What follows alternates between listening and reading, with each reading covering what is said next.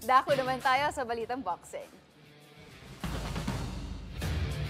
Formal nang ipinatatawag ng Games and Amusements Board o GAB ang Filipino boxer na si John Riel Casimero at ang kanyang kapatid na si Jason Casimero upang sagutin ang mga aligasyon ng game fixing matapos ang laban nito kontra kay Kinosuke Kameda ng Japan kamakailan sa Kyrgyzstan.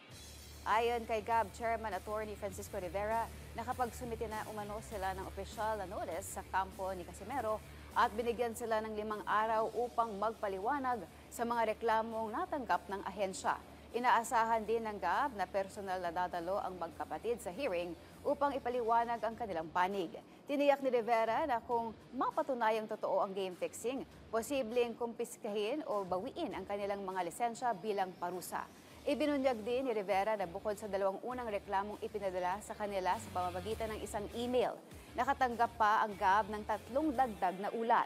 Habang may mga taga-suporta naman si Casimero na nagsumite ng mga liham ng suporta.